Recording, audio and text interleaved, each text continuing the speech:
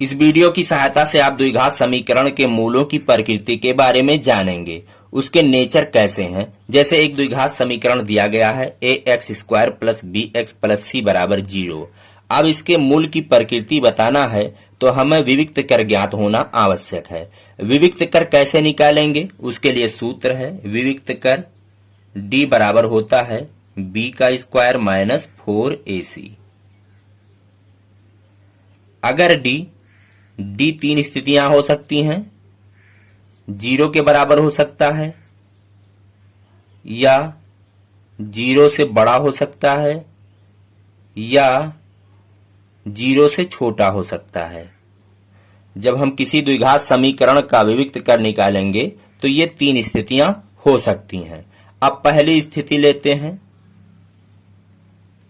अगर d 0 के बराबर आया तो उसके मूल कैसे होंगे, उसके दो मूल होंगे और दोनों वास्तविक होंगे, बराबर होंगे। तो यहां लिखेंगे अगर d 0 है तो दो बराबर वास्तविक मूल होंगे।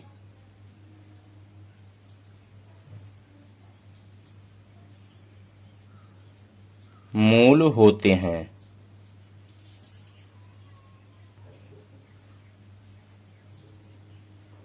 मान लेते हैं एक मूल अल्फा है और दूसरा बीटा है, तो अल्फा बराबर होगा -b/2a और बीटा बराबर भी होगा -b/2a। ए बी सी क्या है, x² का गुणांक a है, x का गुणांक b है और ये c है अचर पद। तो यहां पे आप मान रख करके दोनों मूल निकाल सकते हैं। दूसरी स्थिति आइए देखते हैं। अगर d बड़ा है 0 से तो क्या होगा, दो मूल होंगे, दोनों वास्तविक होंगे लेकिन असमान होंगे। तो दो भिन्न वास्तविक मूल होते हैं।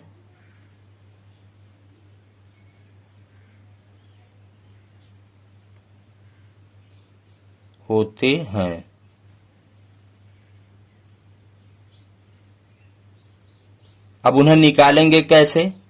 एक अल्फा है और दूसरा बीटा है, तो अल्फा बराबर होता है -b प्लस रूट के अंदर d की जगह पर आप b² माइनस 4ac लिख सकते हैं और सब के बटे 2a।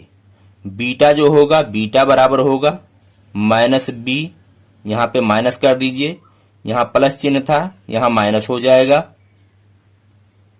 d और सब के बटे 2a। अब तीसरी स्थिति है।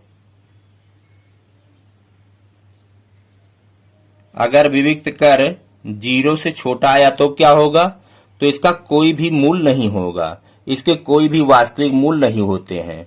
तो यहां पे लिखेंगे कोई वास्तविक मूल नहीं होता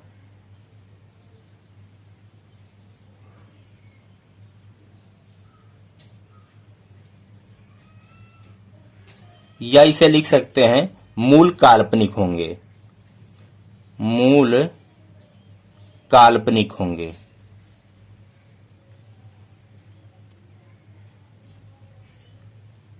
होते हैं। और जब मूल काल्पनिक होते हैं तो इन्हें निकाला नहीं जा सकता है। तो आपने क्या सीखा, किसी भी द्विघात समीकरण के मूलों की प्रकृति ज्ञात करने के लिए सबसे पहले आपको उसका विविक्त कर ज्ञात होना जरूरी है। विविक्त कर कैसे निकालेंगे, उसके लिए सूत्र है विविक्त कर बराबर होता है b² माइनस 4ac।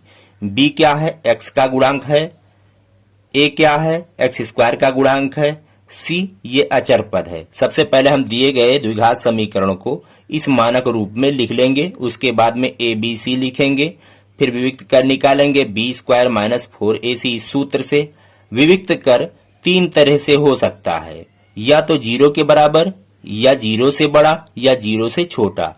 अगर 0 के बराबर है तो उसके दो बराबर वास्तविक मूल होते हैं और जो दोनों मूल होंगे, एक अल्फा है और दूसरा बीटा है, तो दोनों -b/2a इस सूत्र से हम निकाल सकते हैं। दूसरी स्थिति है, विविक्त कर अगर 0 से बड़ा है तो उसके दो भिन्न वास्तविक मूल होते हैं, यानी दोनों मूल अलग अलग होंगे। अगर पहला मूल अल्फा है तो उसे हम इस सूत्र से निकाल सकते हैं, -b प्लस रूट के अंदर d कुल के बटे 2a। और जो दूसरा मूल होगा बीटा है तो -b माइनस रूट d बटे 2a इससे निकाल सकते हैं। इन दोनों सूत्रों से हम उसके दोनों अलग अलग मूल निकाल सकते हैं। तीसरी स्थिति है, अगर विविक्त कर 0 से छोटा है तब क्या होगा, उसका कोई भी हल नहीं होगा, उसके कोई वास्तविक मूल नहीं होते हैं। हम उसे दूसरे शब्दों में कह सकते हैं मूल काल्पनिक होते हैं, और जब मूल काल्पनिक होते हैं तो हम उन्हें ज्ञात नहीं कर सकते। अब आइए कुछ उदाहरण के माध्यम से हम आपको मूलों की प्रकृति के बारे में बताते हैं। पहला उदाहरण लेते हैं, 4x² माइनस 4x प्लस 1। ये कोई द्विघात समीकरण है, बराबर के इधर 0 कर दें। यह एक द्विघात समीकरण है, इसके मूल की प्रकृति बताना है और इसके मूल भी ज्ञात करने हैं। तो सबसे पहले a लिखेंगे, a बराबर है 4, b बराबर है -4 और c बराबर है +1। तो सबसे पहले हमने a, b और c लिख लिया, क्योंकि विविक्त कर निकालने के लिए a, b, c ज्ञात होना चाहिए। अब इसका विविक्त कर निकालेंगे तभी हम मूलों की प्रकृति को बता सकते हैं। तो विविक्त कर बराबर होता है b² माइनस 4ac। यहाँ पे निकालेंगे b² माइनस 4² माइनस 4 गुणे a है 4 गुणे c है 1। हल करेंगे, -4 का वर्ग करेंगे 16 और यहाँ हो जाएगा 4 चौके 16 एकम 16, 16 माइनस 16 बराबर 0। तो विविक्त कर आपका 0 आया। d बराबर है 0 के, तो इसका मतलब क्या हुआ, इसके दो वास्तविक मूल होंगे और दोनों समान होंगे। मान लेते हैं एक अल्फा है, तो अल्फा बराबर क्या होगा, -b/2a। माइनस b कितना है, -b है आपका -4 बटे 2a, 2 गुणे a है 4। हल कर लेंगे, माइनस से यहाँ ब्रैकेट खोलेंगे, हो जाएगा +4 और यहाँ 2 गुणे 4, 1 4 से ऊपर वाला 4 कट गया तो क्या बचा, 1/2, 1/2। और दूसरा जो मूल होगा वो भी 1/2 ही होगा। तो दूसरा मूल भी निकाल लें, बीटा बराबर वो भी 1/2। दो वास्तविक मूल होते हैं, दोनों समान होते हैं, तो अल्फा और बीटा दोनों 1/2 होंगे। अब आइए अगला एग्जाम्पल लेते हैं। दूसरा एग्जाम्पल है 2x² प्लस x माइनस 1 बराबर 0। सबसे पहले हम यहाँ a लिखेंगे, a बराबर 2, b बराबर x का गुणांक यहाँ 1 छिपा हुआ है और c बराबर -1। अब विविक्त कर निकालेंगे d बराबर होता है b² माइनस 4ac। b कितना है, 1 है, तो 1 का स्क्वायर माइनस 4 गुणे a है 2 गुणे c है -1। हल करेंगे, 1 का वर्ग करेंगे 1 आएगा, -4 दूना 8 एकम 8 प्लस 8 हो गया, तो आपका हो गया 9। तो d क्या है, d बड़ा है 0 से, और जब d 0 से बड़ा है तो इसके दो मूल होंगे, दोनों वास्तविक होंगे लेकिन अलग अलग होंगे। तो चलिए अब दोनों मूल निकालते हैं। अल्फा कितना होगा, -b प्लस रूट d बटे 2a। यहाँ मान रखेंगे माइनस b है आपका 1 प्लस d कितना आया है, d आया है 9 बटे 2 गुणे a है आपका 2।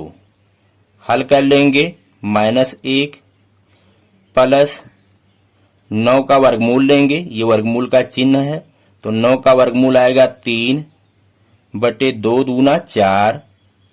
3 में से 1 घट जाएगा, 3 में से 1 घटेगा तो हो जाएगा 2, 2 बटे 4। यहां भाग करेंगे 2 इक्के में 2, 2 दूना 4, तो आ जाएगा 1 बटे 2। अब चलिए बीटा निकालते हैं दूसरा मूल। तो बीटा बराबर माइनस बी, यहां प्लस था यहां माइनस हो जाएगा रूट डी बटे 2a। मान रखेंगे माइनस, बी है आपका 1 माइनस डी आया था आपका 9 बटे 2 गुणे ए है आपका 2। हल करेंगे -1 माइनस रूट 9 का वर्गमूल 3 बटे यहाँ 4 हो जाएगा। हल करेंगे ऊपर -1 -3 बराबर -4, -4 बटे यहाँ 4 भाग करेंगे -4 को 4 से तो आएगा -1। तो इस तरह से इसके दोनों मूल निकल करके आए। पहला है 1 बटे 2 और दूसरा मूल जो है वो -1 है। अब आइए अगला एग्जाम्पल लेते हैं। तीसरा एग्जाम्पल है 2x² प्लस 5x प्लस 5 बराबर 0। तो सबसे पहले यहाँ पे a लिखेंगे, a है 2, b है +5 और c है +5। चलिए यहाँ पे d निकालते हैं विविक्त कर, b का स्क्वायर -4ac। मान रखेंगे b है आपका 5, 5 का स्क्वायर -4 गुणे a है 2 गुणे c है 5। 5 का वर्ग करेंगे हो जाएगा 25 और यहाँ गुणा करेंगे 4 दूना 8 पंजे 40, -40 आ गया।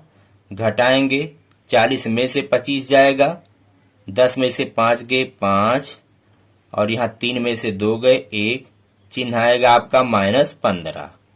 तो -15 आया आपका विविक्त कर। तो आपका d जो है वो तो 0 से छोटा आया, और जब विविक्त कर 0 से छोटा आएगा तो इसका मतलब है कि इसका कोई भी वास्तविक मूल नहीं होगा, इसके मूल काल्पनिक होंगे। तो यहाँ पे लिख दें मूल काल्पनिक हैं।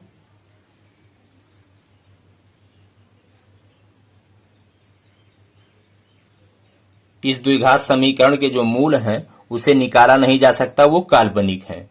तो मैं आशा करता हूं कि मेरा यह वीडियो आपके समझ में आया होगा। हम मिलेंगे आपसे अगले वीडियो में। कहते हैं जय हिंद, जय भारत।